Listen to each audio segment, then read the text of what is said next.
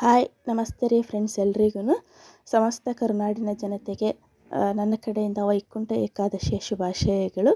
Friends, ನನ್ನ ಇವತ್ತಿನ ಈ ವಿಡಿಯೋದಲ್ಲಿ ವೈಕುಂಠ ಏಕಾದಶಿ ದಿನ ನಾನು ಮನೆಯಲ್ಲಿ ಯಾವ ಥರ ಪೂಜೆ ಮಾಡಿದೆ, ನನಗೆ ತಿಳಿದ ಮಟ್ಟಿಗೆ ಒಂದು ಏಕಾದಶಿಯ ಬಗ್ಗೆ ಸ್ವಲ್ಪ ಮಾಹಿತಿಗಳನ್ನ ನಾನು ಕೊಡ್ತಾ ಹೋಗ್ತೇನೆ. ಆಮೇಲೆ ನಾನು ಯಾವ ಥರ ಪೂಜೆ ಮಾಡಿದ್ದೀನಿ ಅನ್ನೋದು ನಿಮಗೆ ತೋರಿಸ್ತೀನಿ. ಇದು ನೋಡಿರಿ ಫ್ರೆಂಡ್ಸ್, ನಾನು ಹೊಸಲಿಗೆ ಎಡಗಡೆ ಬಲಗಡೆ ಜಯ ವಿಜಯ ಅಂತ ಬರ್ದೇನೆ. ಯಾಕಪ್ಪ ಅಂತಂದರೆ ವೈಕುಂಠ ಅಂದ್ರೆ ವಿಷ್ಣುವಿನ ವಾಸಸ್ಥಾನ ಅನ್ನೋದು. ಹಾಗಾಗಿ ಅವರ ದ್ವಾರಪಾಲಕರಾಗಿ ಜಯ ವಿಜಯರು ಇರ್ತಾರೆ ಯಾವಾಗಲೂ. ಹಾಗಾಗಿ ನಾನು ಹೊಸಲಿಗೆ ಜಯ ವಿಜಯ ಅಂತ ಬರ್ದೇನೆ. ತಿಂಡಿಗೆ ಮಡಿಕೇರಿ ನೋಡ್ರಿ, ಇವತ್ತು ಫಸ್ಟ್ ಟೈಮ್ ಉಪ್ಪಿಟ್ಟು ಮಾಡಿದ್ದೀನಿ. ಸೂಪರಾಗೆ ಬಂದಿತ್ತು. ಮಕ್ಕಳಂತೂ ತಿಂದು ಫುಲ್ ಖುಷಿ.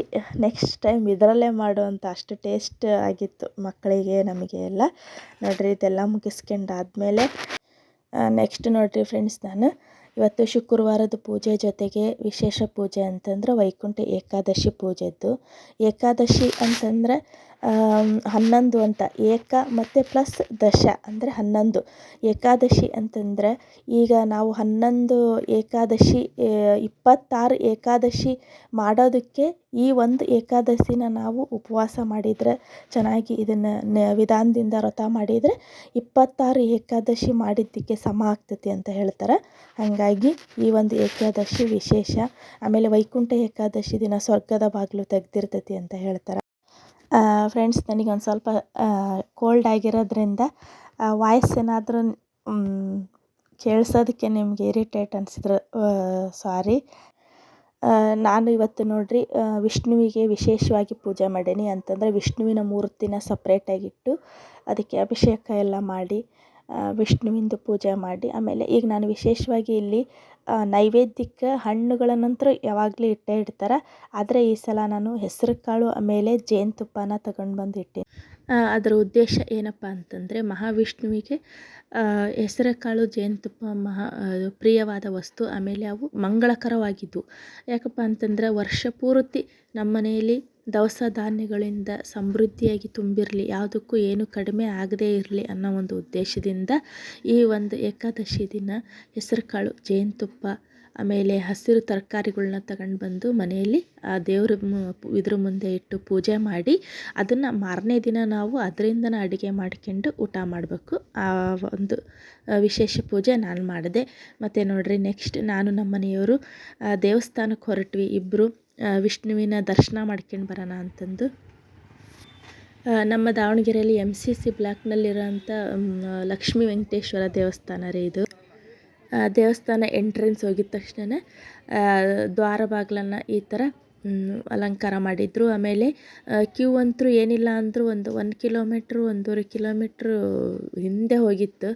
ನಾವು 1.5 ಅವರ್ ಕ್ಯೂ ಅಲ್ಲಿ ನಿಂತ್ಕೊಂಡು ವಿಷ್ಣುವಿನ ದರ್ಶನ ಮಾಡ್ಕೊಂಡು ಬಂದ್ವಿ. ಯಾಕಂದರೆ ಇಂಥ ಒಂದು ವಿಶೇಷ ದಿನ ಮಹಾವಿಷ್ಣುವಿನ ದರ್ಶನ ಮಾಡಿದರೆ ಒಳ್ಳೆಯದು ಅನ್ನೋ ಒಂದು ಕಾರಣಕ್ಕೋಸ್ಕರ ಇಷ್ಟೊಂದು ಕ್ರೌಡ್ ಇತ್ತಲ್ಲಿ. ದೇವಸ್ಥಾನ ಅಂತೂ ಫುಲ್ಲು, ದೇವಸ್ಥಾನದ ಸುತ್ತ ಪೂರ್ತಿ ಹೂವಿನಿಂದ ಫುಲ್ ಅಲಂಕಾರ ಮಾಡಿದರು. ಭಾಳ ಖುಷಿ ಅನ್ನಿಸ್ತು. ಎಷ್ಟು ಸಮಾಧಾನದಿಂದ ಎಷ್ಟು ನೀಟಾಗಿ ದೇವಸ್ಥಾನನ ಎಷ್ಟು ಚೆನ್ನಾಗಿ ಅಲಂಕಾರ ಮಾಡಿದ್ರಪ್ಪ ಅಂತಂದ್ರೆ ಅದನ್ನು ನೋಡೋಕ್ಕೆ ಒಂದು ಖುಷಿ ಅನ್ನಿಸ್ತು. ಅಲ್ಲಿದ್ದಿದ್ದ ಭಕ್ತಾದಿಗಳೆಲ್ಲ ಗೋವಿಂದನ ನಾಮಸ್ಮರಣೆ ಮಾಡ್ಕೊಂತನೇ ಕ್ಯೂವಿಂದ ಮುಂದೆ ಹೋಗ್ತಾಯಿದ್ರು. ಇದು ನೋಡ್ರಿ, ಮಹಾವಿಷ್ಣುವಿನ ಎಂಟ್ರೆನ್ಸ್ ಎಲ್ಲ ದೇವಸ್ಥಾನದ ದರ್ಶನ ಮುಗಿಸ್ಕೊಂಡು ಹೊರಗೆ ಬರ್ಬೇಕಾದ್ರೆ ಇದು ಮಹಾವಿಷ್ಣು ಲಕ್ಷ್ಮೀದು ದೇವ್ರನ್ನ ಮೇಲೆ ಇಟ್ಟಿದ್ದಾರೆ. ಅದ್ರ ಕೆಳಗಸಿಂದ ಭಕ್ತರಿಗೆ ತಲೆಗೆಯಿಂದ ಬಗ್ಗಿ ಕೆಳಗಡೆ ಬರಬೇಕು. ಅಂದರೆ ಮಹಾವಿಷ್ಣುವಿನ ಆಶೀರ್ವಾದ ತಲೆ ಮೇಲೆ ತಗೊಂಡು ನಾವು ಬಗ್ಗಿ ಕೆಳಗೆ ಬರಬೇಕು. ಆ ಥರ ಒಂದು ವ್ಯವಸ್ಥೆ ಮಾಡಿದ್ರು. ಅಂತೂ ರೀ ಫ್ರೆಂಡ್ಸ್, ಯಾವುದು ಕ್ಯೂ ಅಲ್ಲಿ ನಿಂತ್ಕೊಳಕ್ಕೆ ಬೇಜಾರು ಅನ್ನಿಸ್ತಾನೆ, ದೇವ್ರ ನಾಮಸ್ಮರಣೆ ಮಾಡ್ತಾನೆ ಬೇಗ ಬೇಗ ಕ್ಯೂ ಹೋಗ್ತಾ ಇತ್ತು. ದೇವಸ್ಥಾನದ ಒಳಗೆ ಎಂಟ್ರೆನ್ಸ್ ಆದ್ವಿ. ಈ ದೇವಸ್ಥಾನದೊಳಗೆ ಒಂದು ಬಾವಿ ಐತ್ರಿ ಫ್ರೆಂಡ್ಸ್. ಇಲ್ಲಿ ಆ ಬಾವಿ ಮೇಲೆ ಮಹಾವಿಷ್ಣು ಕೃಷ್ಣನ ಒಂದು ಮೂರ್ತಿ ಇಟ್ಟು ಅದನ್ನು ಭಾಳ ಸುಂದರವಾಗಿ ಅಲಂಕಾರ ಮಾಡಿದರು. ನೋಡ್ರಿ, ಮಹಾವಿಷ್ಣುವಿನ ಮಹಾದ್ವಾರ ಇದು, ಮುಖ್ಯ ದ್ವಾರ. ಒಳಗಡೆ ಹೋಗ್ತಾ ಇದ್ದೀವಿ. ಎಂಟ್ರೆನ್ಸ್ ಆಗಿದ ತಕ್ಷಣ ಡೈರೆಕ್ಟ್ ಮಹಾವಿಷ್ಣುವಿನ ದರ್ಶನ ಆಗ್ತೈತಿ. ದಯಮಾಡಿ ನೀವು ದರ್ಶನ ಮಾಡಿ ಮಹಾವಿಷ್ಣುವಿನ ಆಶೀರ್ವಾದ ನಿಮಗೂ ಸಿಗಲಿ ಅಂತ ಕೇಳ್ತೀನಿ. ಶ್ರೀನಿವಾಸ ಗೋವಿಂದ ಶ್ರೀ ವೆಂಕಟೇಶ ಗೋವಿಂದ ಭಕ್ತವತ್ಸಲ ಗೋವಿಂದ ಭಾಗವತ ಪ್ರಿಯ ಗೋವಿಂದ ಗೋವಿಂದ ಹರೆ ಗೋವಿಂದ ಶ್ರೀ ವೆಂಕಟೇಶ ಗೋವಿಂದ ಗೋವಿಂದ ಹರೆ ಗೋವಿಂದ ಭಕ್ತವತ್ಸಲ ಗೋವಿಂದ.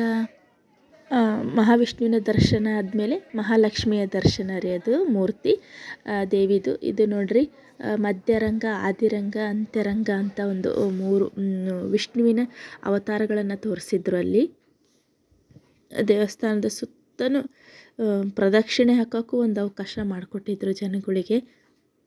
ಅಂತೂ ಇಷ್ಟು ಒಂದು ಕ್ರೌಡಲ್ಲಿನೂ ನಮಗೆ ಮಹಾವಿಷ್ಣುವಿನ ದರ್ಶನ ಬಹಳ ನಿಧಾನವಾಗಿ ಚೆನ್ನಾಗಾಯ್ತು ರೀ ಫ್ರೆಂಡ್ಸ್. ನಮಗೆ ನೋಡಿರಿ, ನಾನು ಹೇಳ್ದಂಗೆ ಮಹಾವಿಷ್ಣುವಿನ ಇದರಿಂದ ಬಾಗಿ ತಲೆಗೆ ದರ್ಶನ ಆಶೀರ್ವಾದ ತಗೊಂಡು ನಾವು ಹೊರಗಡೆ ಬರಬೇಕು. ಆ ಥರ ಒಂದು ವ್ಯವಸ್ಥೆ ಮಾಡಿದರು. ಭಾಳ ಖುಷಿ ಅನ್ನಿಸ್ತು. ಈ ಮೂರ್ತಿಗಳು ಅಂದರೆ ಲಕ್ಷ್ಮೀ ವೆಂಕಟೇಶ್ವರ, ಪದ್ಮಾವತಿ ಮೂರ್ತಿಗಳು ಪ್ರತಿದಿನ ಅಭಿಷೇಕ ಆಗಿ ಪೂಜೆ ಮಾಡೋ ಅಂಥ ಮೂರ್ತಿಗಳು. ಅಂಥ ಮೂರ್ತಿಗಳಿಂದ ನಮಗೆ ತಲೆಗೆ ಆಶೀರ್ವಾದ ಸಿಕ್ಕಿದ್ದು ಒಂದು ದೊಡ್ಡ ಪುಣ್ಯ. ನೋಡ್ರಿ, ಹೊರಗಡೆ ಬಂದ್ವಿ, ಲಡ್ಡು ಎಲ್ಲ ಖಾಲಿಯಾಗಿತ್ತಂತೆ. ಹಾಗಾಗಿ ಮತ್ತೆ ಪ್ರಸಾದ ಮಾಡಿಸಿ ಎಲ್ರಿಗೂ ಪ್ರಸಾದ ಹಂಚ್ತಾ ಇದ್ದರು. ನಾವು ಪ್ರಸಾದ ತಗೊಂಡು ಹೊರಗಡೆ ಬಂದ್ವಿ ಫ್ರೆಂಡ್ಸ್. ಬಂದಮೇಲೆ ಅಲ್ಲಿ ದೇವರ ಪೂಜಾ ಸಾಮಾನುಗಳನ್ನೆಲ್ಲ ಮಾರಾಟ ಮಾಡ್ತಾಯಿದ್ರು.